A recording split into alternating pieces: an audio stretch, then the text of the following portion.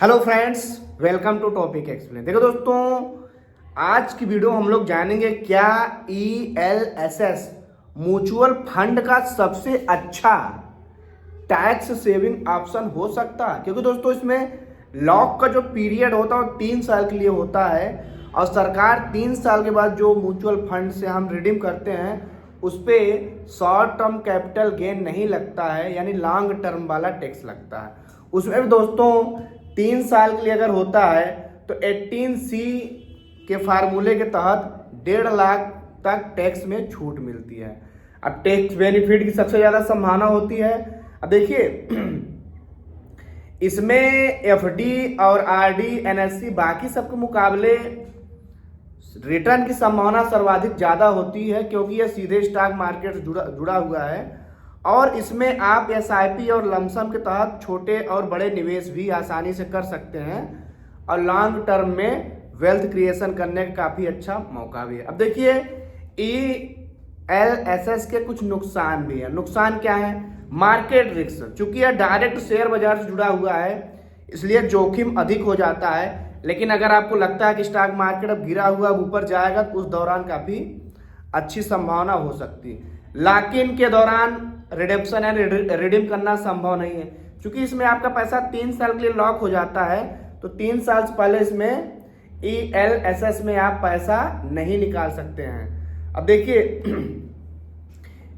इसमें क्या होता है, LTCG टैक्स लागू होता है, क्योंकि ये 3 साल के लिए इसमें 1 लाख से अधिक लाभ पर 10% टैक्स देना होता है, बाकी में आपको ज़्यादा देना पड़ रहा है।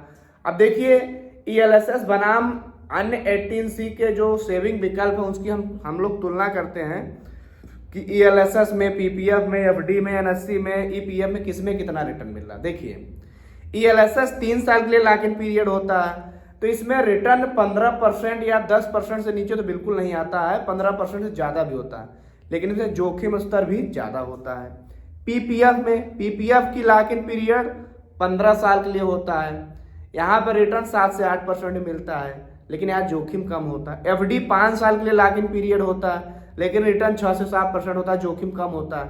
NSC 5 साल के लिए लॉक इन पीरियड होता है, लेकिन रिटर्न वही 7 से 8%, जोखिम कम होता है।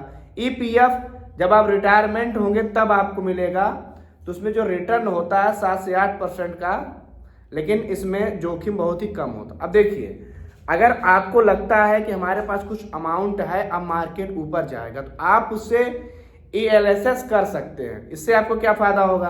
आपको हाई रिटर्न मिल सकता है, 15% से ज़्यादा तक का रिटर्न आपको मिल सकता है। और अगर आप रिस्क लेने के लिए तैयार हैं तो आपके लिए बढ़िया है। अगर आप सुरक्षित और गारंटीड रिटर्न चाहते हैं तो PPF या तो FD में करें।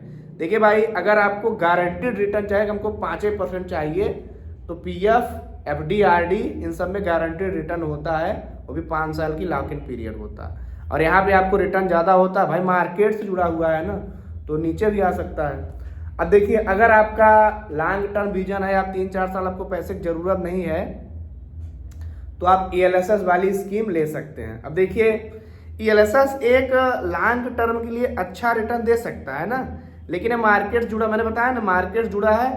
अब मार्केट कब ऊपर जाएगा कब नीचे जाएगा, जिन लोगों को थोड़ी बहुत मार्केट की जानकारी होती है वो ELSS के तहत टैक्स का भी फायदा ले लेते हैं और अच्छा खासा रिटर्न भी ले लेते हैं और अब उनका पैसा तो होता है।